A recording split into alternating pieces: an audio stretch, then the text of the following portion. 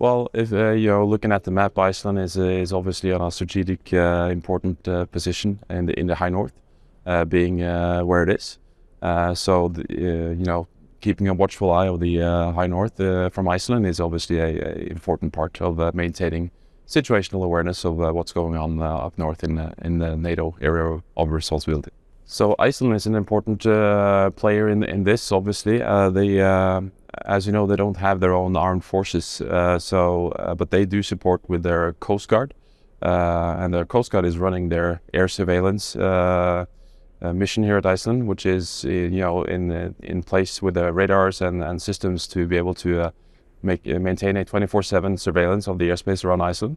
And then we integrate into that part by being a first responder capability with the 2 F-35s that are on constant alert to be sent on their wings to intercept and identify any kind of threat to the airspace around Iceland. Well, the F-35 is what we call a 5th-gen aircraft, has multiple capabilities that are SA enhancing, so situational awareness enhancing for doing a mission like this. It's got awesome sensors that keep a good lookout on what's going on around us. So when we integrate that with the radar capability that are already existing on Iceland, it makes for a very good combination to keep a good understanding of what's going on. Of course, it is deterrence in itself that we have the air policing, because it shows both the capabilities and the commitments of NATO. So if we didn't have that, we would be much more vulnerable here. Well, we have never in history have had armed forces. And we are, even though the country is kind of big, the nation is now around 370,000. And, not long ago, it was even smaller. So it would always be small. We have had, the bilateral defense agreement with the United States since 1951, and we're a founding member of NATO. So when you prioritize the project and look at what makes sense, this is the outcome, and I really don't think that's going to change, at least not in the nearest future. It was a very big thing when we decided to be a member of NATO, founding member at the time, and it was very controversial. Today, we have more than 75% support of Iceland being a member of NATO, and now it's written out as the cornerstone of our national security policy. And obviously, with the war going on now, I think almost everyone can see what it would mean if we weren't. With the fact that we have a war in Europe, that creates a new reality, a new norm that most of us were told and believed that wouldn't happen again.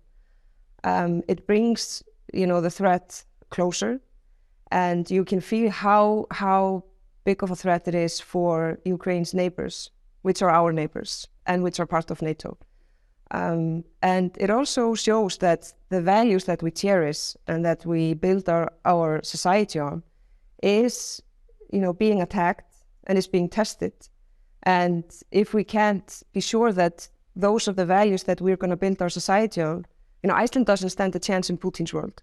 So that is very clear, and that is why we stand very firmly with Ukraine and say out loud in every opportunity we get that Ukraine must win this war. That's the only way we can really have peace again in Europe.